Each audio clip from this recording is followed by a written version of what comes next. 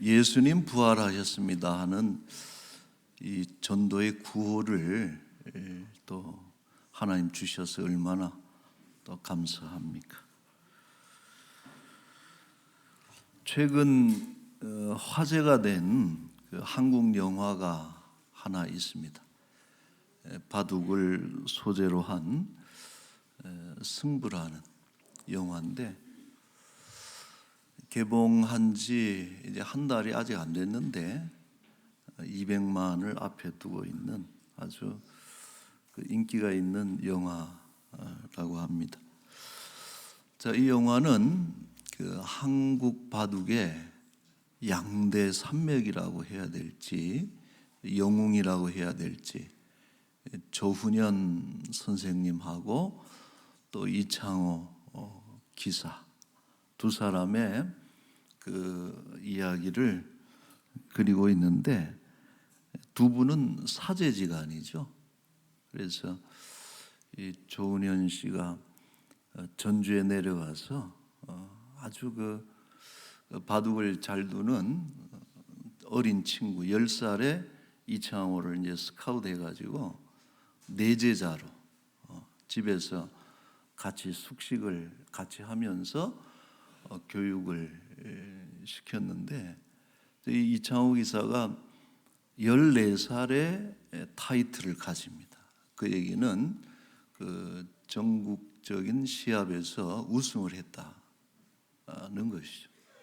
그리고 15살 되던 해부터는 스승인 조훈현 구단을 연달아서 계속 이기는 그런 어떤 스승과 제자의 승부의 이야기를 다룬 영화로 알고 있습니다만은, 자, 그러니까 사제지간에 시합이 있고 둘이 같이 들어올 때는 집이 난감한 거예요.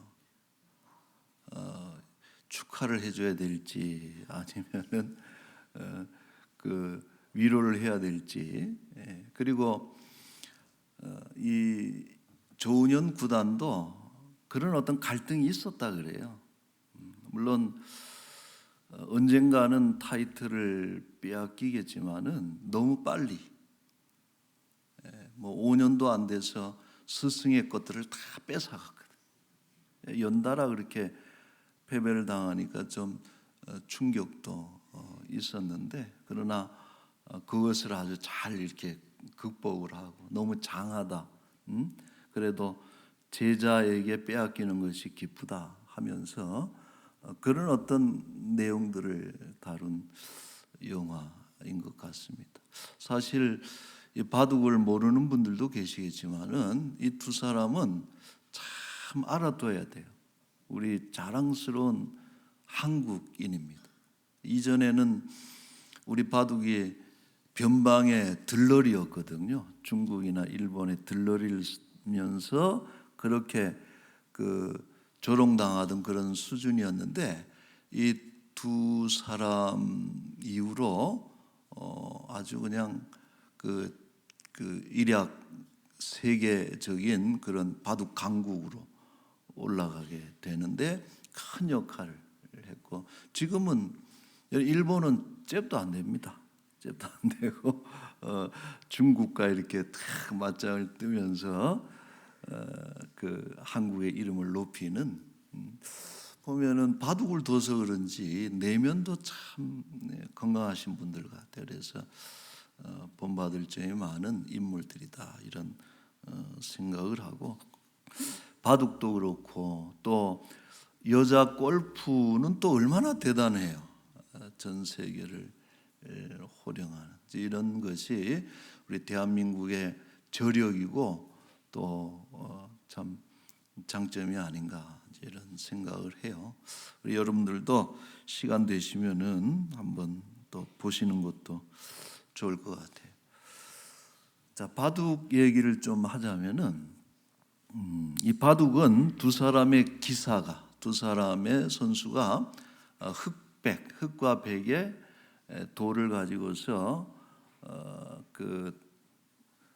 누가 더 큰 집을 차지하느냐 하는 그런 집싸움이 바둑이다, 이렇게 간단하게 설명을 할 수가 있습니다.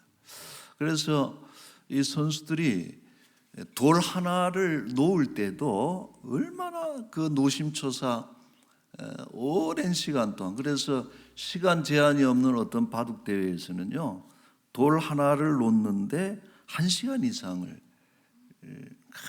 그게 뭐 어디 잠자다 오는 것이 아니에요.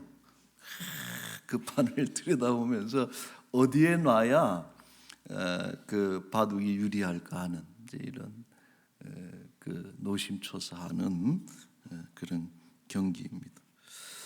자, 전략적으로 어떤 돌은 버린다 그래요. 사석이라 그러는데 뭐 5개고 10개고 돌이 좀 있어도 더 큰 것을 얻고 더 넓은 지역을 차지하기 위해서 버리는 돌이 있는데 이것을 사석이다, 이렇게 이야기를 하고, 또 그러나 반면에 어떤 돌은 절대 버려서는 안 되는 아주 중요한, 그러니까 그 바둑의 판세를 이끌어가는, 승리를 위해서는 포기해서는 안 되는 그 요긴한 수가 있는데 돌이 있는데 그 돌을 일러서 요석이다, 이렇게 이름을 붙이기도 합니다. 그래서 기사가 다른 돌은 몰라도 요석을 버려서는 절대 그 승리를 기대할 수가 없는 것이죠. 자, 흥미로운 것은 성경에 보면 예수님을 돌로 묘사할 때가 종종 등장하는 것이죠. 예를 들어서 이사야 28장 16절에 보면은 보라, 내가 한 돌을 시온에 두어 기초를 삼았다. 기초돌이라는 거예요. 이게 초석. 시온에 한 돌을 놨다. 이건 누구를 가리키는 거예요? 예수 그리스도. 장차 오실 예수 그리스도, 시온에 놓이는 요석. 이것이 바로 예수님에 대한 예언의 글입니다. 이사야에. 자, 그리고 다니엘서 2장 34절에도 보면은 왕이 보신즉 손대지 아니한 돌이 나와서 신상의 쇠와 진흙에 발을 쳐서 부서뜨린다. 이것은 바벨론의 느부갓네살이 꿈을 꿔요, 어느 날. 근데 그 꿈에 큰 신상, 신의 모양을 본뜬 그런 상이, 그 동상, 어떤 그 신상이, 이렇게 큰 신상이 나오는데 보니까 다 부위마다 재료가 달라요. 금, 은, 동, 뭐 철, 끝에 가서는 흙이고. 그래서 이 꿈을 꾸고 나서 이게 무슨 꿈일까 하고서 왕이 아주 못 견디겠어요. 무슨 꿈인지. 그래서 꿈을 해석하라 그랬는데 다 해석을 못하고 누가 했는고 하니 다니엘이 나와서 이제 왕의 꿈을 설명을 하는 글이 바로 이것인데, 바로 이 돌에 대한 얘기입니다. 그래서 그 금은 동철 뭐 이렇게 흙 이렇게 재료들로 만들어진 신상이 있는데, 나중에는 이 35절에 보시면은 그때 쇠와 진흙과 녹과 은과 금이 다 부서져 여름 타작마당에 겨같이 되어 바람에 불려 간 곳이 없고 우상을 친 돌은 태산을 이루어 온 세계에 가득하였나이다. 그래서 여러분, 이 신상의 그 재료들이 뜻하는 것은 제국의 그 순서들 아니에요. 그래서 바벨론이 나오고 세계를 지중해 지역으로 해서 패권을 잡았던 바벨론, 그 다음에 페르시아, 헬라 제국, 알렉산더의 헬라 제국이 있고 로마 제국이 있고, 이런 제국들, 나라들이 있는데 이 큰 돌이 하나 나와서 그 나라들을 다 부숴서 바람에 나는 겨와 같이 어디 간 곳이 없을 정도로 보내버리고 이 돌은 큰 산을 이룬다. 그래서 여러분, 예수님 태어나신 때가 로마 제국 치하에서 태어나신 것 아니에요. 그래서 그 예수님께서 하나님의 나라를 이루시는 그런 아주 그 엄청난 메시아 예언이 이 다니엘 2장에 등장하는 것인데 돌로 이렇게 표현을 하고 있습니다. 자, 오늘 본문에도 여러분 118편 22절이죠. 같이 한번 읽어볼까요? 건축자가 버린 돌이 집 모퉁이에 머릿돌이 되었나. 이것도 이 시편 기자의 메시아 예언입니다. 예수 그리스도 장차 오실 예수님을 돌로 표현하고 있는 그런 예언의 구절이고요. 후일 이 구절은 마태복음 21장 41절에 예수님이 이걸 차용을 해요. 끄집어와서 시편의 이 말씀을 가지고 와서 그것이 당신을 가리킨 것임을 말씀을 하죠. 그리고 베드로가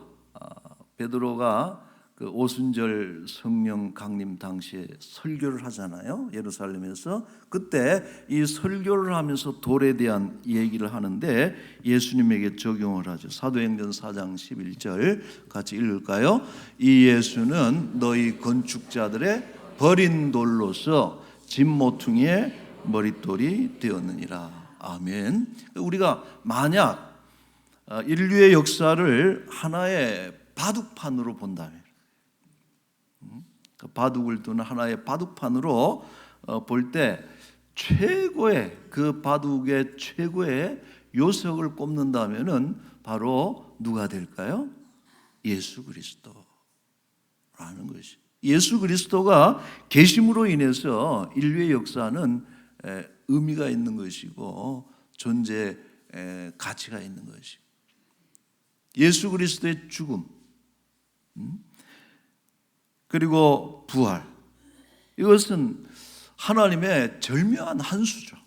묘수라 그러잖아요. 신의 한 수다 그러는데 예수님의 죽으심과 부활을 통해서 온 인류를 구원하시고 죽음과 사탄의 권세를 정복하고 오랜 전쟁을 끝내신 결정적인 그런 한 수가 예수님의 죽음 또 부활, 예수님이라고 하는 돌을 놓은 것이죠. 자, 그런 면에서 유대인은 큰 패착을 한 거예요. 이런 패착이라고 하는 것은 그 바둑을 둘 때 두어서는 안 될, 그래서 그 바둑을 결정적으로 지게 만들었던 수를 패착수라고 그러거든요. 유대인들은 큰 패착을 한 거예요. 왜? 가장 요긴한 돌인 예수 그리스도를 버렸다라고 하는 것이. 각양사악한 그런 음모들, 말도 안 되는 그런 누명을 씌워서 가장 잔인하게 예수님을 죽였다 하는 것이. 그러나 우리 예수님께서는 사흘 만에 부활하셔서 그들이 잘못됐음을 보여주셨고 오히려 모든 피조물의 경배를 받는 만유의 주가 되셨다. 빌립보서 2장 8절 10절에 나오는 것이죠. 즉 버린 돌이 알고 보니까 어떤 돌이에요? 모퉁이의 머릿돌이더라. 유대인의 패착입니다.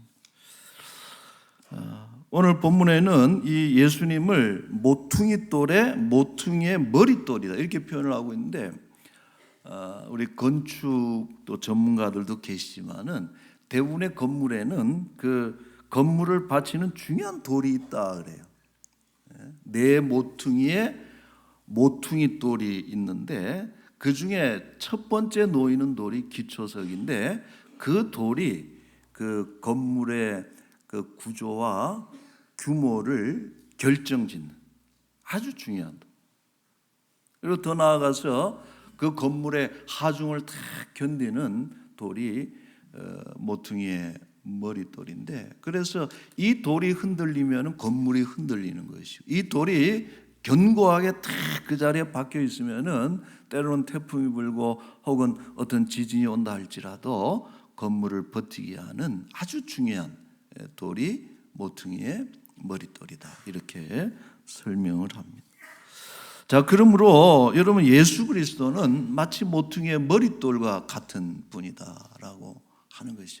이 그림은 참 좋은 그림 같아요. 누가 그런지 잘 모르겠지만은 제가 가져왔는데 그 툭 튀어나온 돌이 그게 이제 모퉁이 돌이 모퉁이의 머릿돌인데 예수 그리스도의 십자가 이것이 우리 모든 인생과 인류를 떠받치는 모퉁이의 머릿돌과 같은 것이 예수 그리스도이고 그러므로 이 예수 그리스도라고 하는 돌을 빼버리는 그 순간에 세상은 사라지고 만다 하는 것이고 또 이 예수님을 대체할 만한 돌은 어디에도 없다는 것이요. 예수님 베드로는 예수님의 머릿돌 되심을 강조하면서 이 말도 같이 덧붙였어요. 사도행전 다시 한번 보시면은 4장 11절에 이 예수는 너희 건축자들의 버린 돌로서 진모퉁이의 머릿돌이 되었느니라. 12절에 같이 읽을까요? 다른 이로서는 구원을 받을 수 없나니 천하 사람 중에 구원을 받을 만한 다른 이름을 우리에게 주신 일이 없음이라 하였더라. 아멘. 여러분 예수님이 얼마나 요긴한 돌인고 하니 많은 중요한 돌들 중에 하나가 아니라 단 하나의 돌이라는 거예요. 그래서 우리가 그런 말 하잖아요. 원 오브 댐이 아니에요. 그 인류의 역사, 인류를 설명할 때 위대한 인생들, 역사를 이끌어갔던 인물들이 있지만 그들 중에 뭐 석가니 혹은 마음의 신이 공자니 이런 어떤 위대한 인물들 중에 한 분이 예수님이 아니라는 거예요. 원 오브 댐이 아니고 예수님은 어떤 분이냐? only one이라. 어떤 것으로도 대체할 수 없고 어떤 것도 대신할 수 없는 그런 사역과 존재가 예수님이 하신 일이고 예수님이다 하는 것이. 예수님이 죽으셨기 때문에 우리의 죄가 속해진 거예요. 다른 어떤 인물이 죽어도 그것은 의미가 없는 거예요. 예수님이 죽으셨기 때문에 우리의 죄가 사해진 것이고 또 예수님이시기 때문에 죽음을 이기고 부활하신 것이고 그 예수님의 부활로 인해서 우리 모두가 부활하게 되는 그런 은혜를 잊게 된 것입니다. 자, 그래서 바울은 부활장에서 고린도전서 15장이죠. 부활장에서 단호하게 그것을 밝히고 있습니다. 17절에 그리스도께서 다시 살아나신 일이 없으면 믿음이 헛되단 말이에요. 인생이 헛된 거예요. 여전히 너희가 죄 가운데 있을 것이고 그리스도 안에서 잠자는 자도 망했다라. 여러분 우리가 죽은 자들에게 소망은 뭐예요? 예수 그리스도가 재림하실 그날에 죽은 자들이 다 예수님을 바라보고 부활하는 것이 그게 소망인데 예수님 부활이 없으면은 다 망해버렸다는 거예요. 19절에 만일 그리스도 안에서 우리가 바라는 것이 다만 이 세상의 삶뿐이라면 모든 사람 가운데 그리스도인은 가장 불쌍한 사람. 20절 말씀 같이 읽을까요? 그러나 이제 그리스도께서 죽은 자 가운데서 다시 살아나사 잠자는 자들의 첫 열매가 되셨도다. 아멘. 여러분 이 그러나라고 하는 이 뭡니까? 이 단어는 얼마나 참 귀해요. 우리는 가장 불쌍한 자고 또 망했고 또 사망으로 인해서 그런 인생들이지만 그러나 버려두지 아니하시고 예수 그리스도께서 부활하심으로 인해서 우리 부활의 첫 열매가 되셨다라고 하는 것이죠. 여러분 우리 예수님은 인류의 부활을 보증하는 거예요. 부활의 첫 열매라는 것은 그런 뜻이에요. 첫 열매는 두 번째 열매가 있다는 것 아니에요? 예수님이 부활하심으로 인해서 믿는 자들이 다 부활하는 그런 부활의 문을 열어놓으신 분이 예수님 첫 열매이시고 또 버려진 돌이었지만은 도리어 모퉁이의 머릿돌이 되셨고 모든 인생들이 살아가면서 치르는 어떤 그런 승부, 모든 승부에 있어서 승리를 위한 가장 요긴한 돌이 누구냐? 예수 그리스도. 우리는 여러분 예수님으로 인해서 이길 수 있는 것입니다. 여러분 믿습니까? 그러므로 예수님을 버리거나 떠나서는 우리는 아무것도 아니. 요한복음 15장 5절에 이런 말씀이 있습니다. 이것도 읽을까요?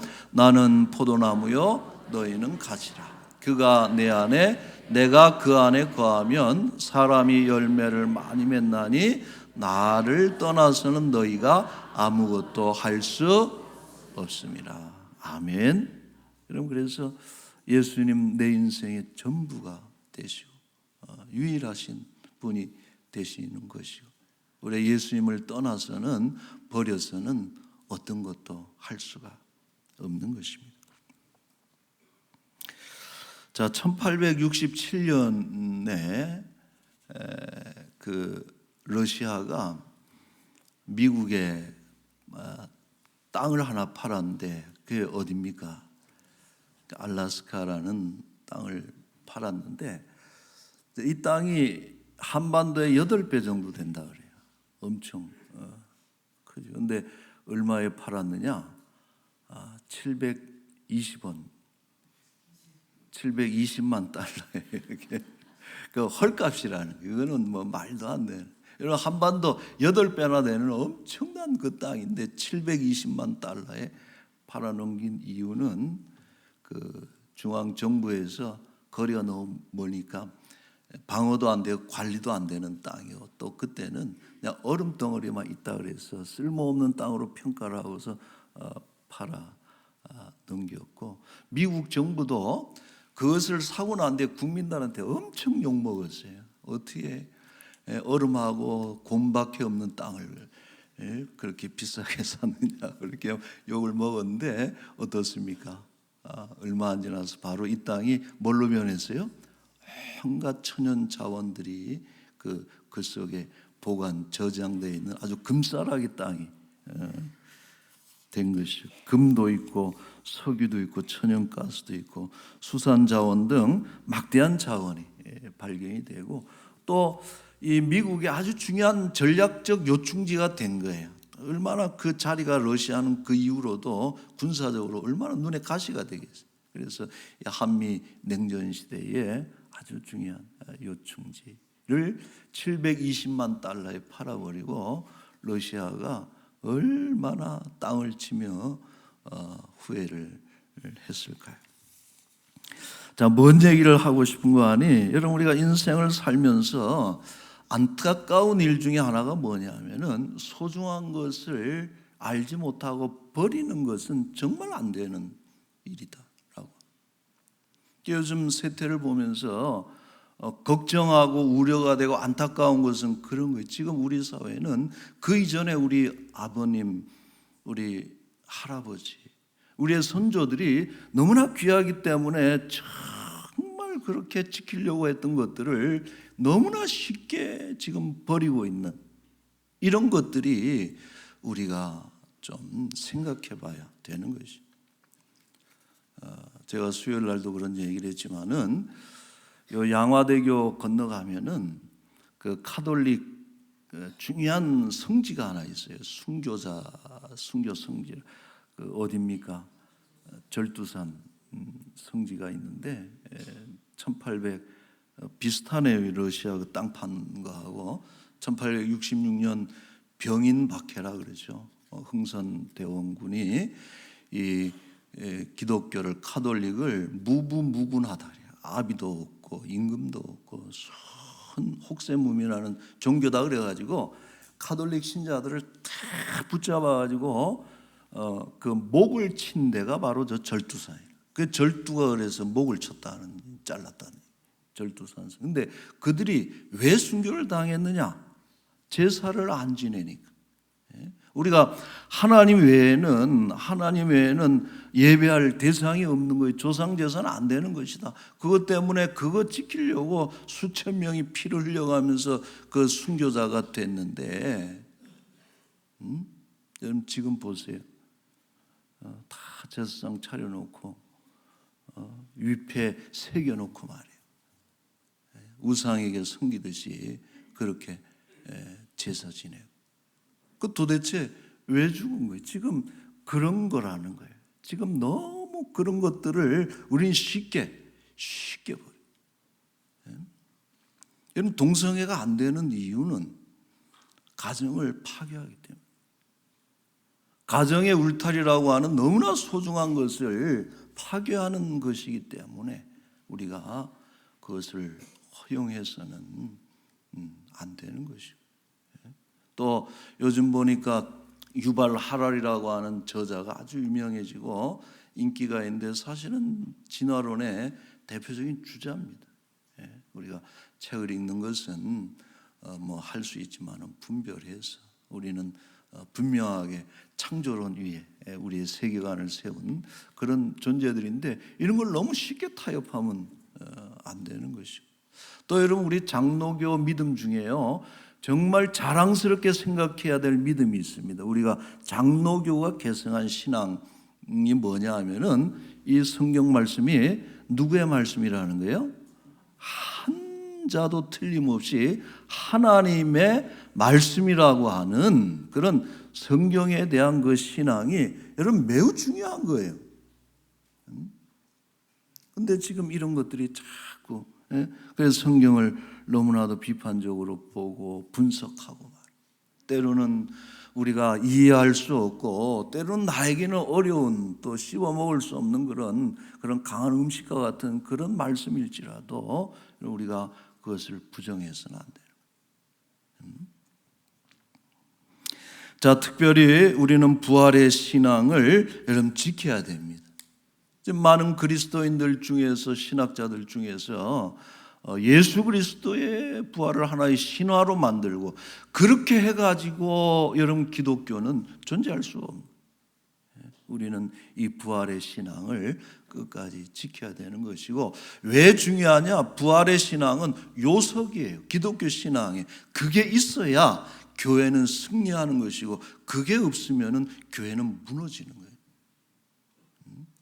지켜야 되는 것이고, 이러한 예수님의 부활을 믿고 더 나아가서 장차 예수 그리스도께서 재림하실 그날에 모든 죽은 자들이 부활할 것을 믿어야 되는 것입니다. 여러분 믿습니까? 찰스 스펄전이 그런 얘기를 했어요. 들어보세요. 그리스도의 부활이 확실하다면은 우리의 부활도 확실하다. 여러분, 부활의 신앙은 두 가지입니다. 뭘 믿냐 하면 예수님의 부활을 믿는 것이고요, 또 한 가지는 우리의 부활을 믿는 것이 부활신앙의 완성이에요. 그래서 스펄전이 이어서 이런 얘기를 해요. 하나가 거짓이면 둘 다 거짓이고 하나가 참이면 둘 다 참이다. 예수님 부활이 있는데 우리의 부활이 없다든지, 우리는 부활하지만 예수님 부활이 없다든지, 이건 말이 안 된다 하는 것이죠. 여러분, 이 부활의 신앙을 절대 타협하지 마시고 그 믿음을 가지고 그날에 올 때까지 이 신앙을 지키기를 바라고요. 또 부활의 권능으로, 능력으로 죽음을 이기신 예수 그리스도의 그 권세를 가지고 죽음의 권세를 이기는 우리 모두가 될 수 있기를 바랍니다. 사망이 너의 쏘는 것이 어디 있느냐? 죽음 앞에 두려워하지 말고 이 부활의 능력으로 우리는 이겨야 되는 것이죠. 더 나아가서 부활을 증거하는 우리 부활의 증인들로 여러분 힘있게 살아가시기를 주의 이름으로 축원합니다. 아멘. 자, 이제 한 번 더 해봅시다. 옆 사람 보고 진짜 전도하는 거예요. 예수님 부활하셨습니다. 시작. 아까보다 전도된 사람이 훨씬 많은 거예요.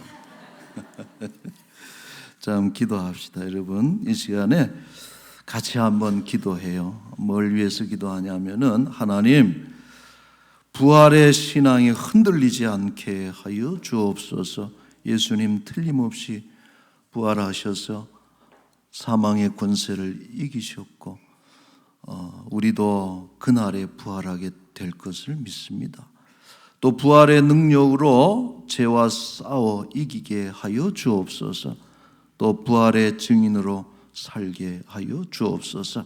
우리 이것 가지고 우리 잠시 한번 기도하겠습니다.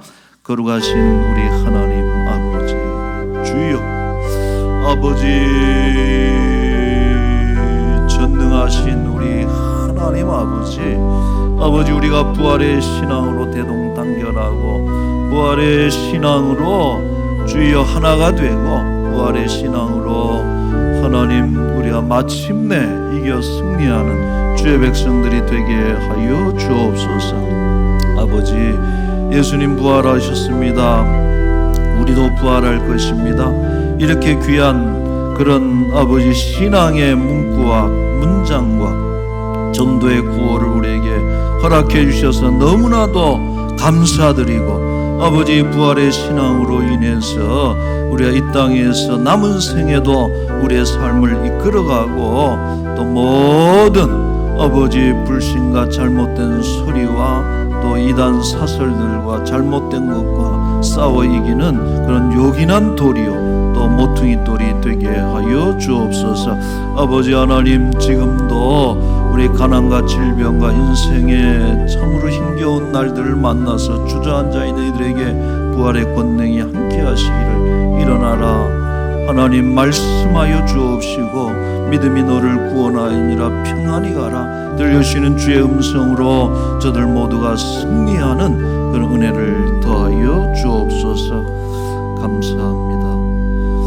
전능하신 우리 하나님 아버지, 너무나 감사한 것은 2000년 전 예수 그리스도 부활하셨던 그날을 기념하는 이날에 예수님 부활하셨습니다 외칠 수 있는 그런 전도의 구호와 또 믿음의 문장을 우리에게 허락해 주셔서 너무나도 감사드리옵나이다. 혹이라도 이 믿음에서 타협하지 않고 뒤로 물러나지 않게 하여 주옵소서. 마지막 날에 나팔소리 나고 주께서 우리 이름 불러주실 때에 모든 죽은 자들이 무덤에서 또 다 매장으로 화장으로 흙으로 먼지로 돌아갔지만 창조하시는 부활의 권능으로 우리를 새롭게 살리시는 줄로 믿사오니, 하나님 그날을 바라보며 우리 죽음의 권세와 싸워 이기는 우리 믿음의 사람들이 되게 하여 주옵소서.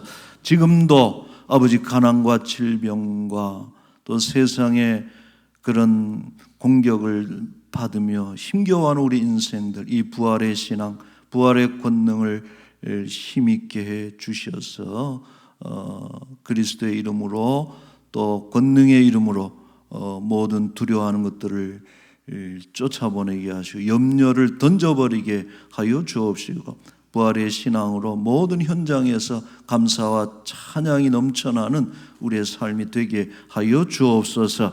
아무리 이 세상을 살면서 소중한 것 다 팔아버리고 떠나버린다 할지라도 예수 그리스도에 대한 이 믿음, 또 부활에 대한 이 신앙은 타협하지 않고 또 던져버리지 않고, 이것이 우리 인생의 승리를 결정짓는 가장 중요한 그런 요긴한 돌이고 또 모퉁이 돌이고 우리의 생명이 됨을 우리가 늘 잊지 말고 그 믿음 버리지 않게 하여 주옵소서.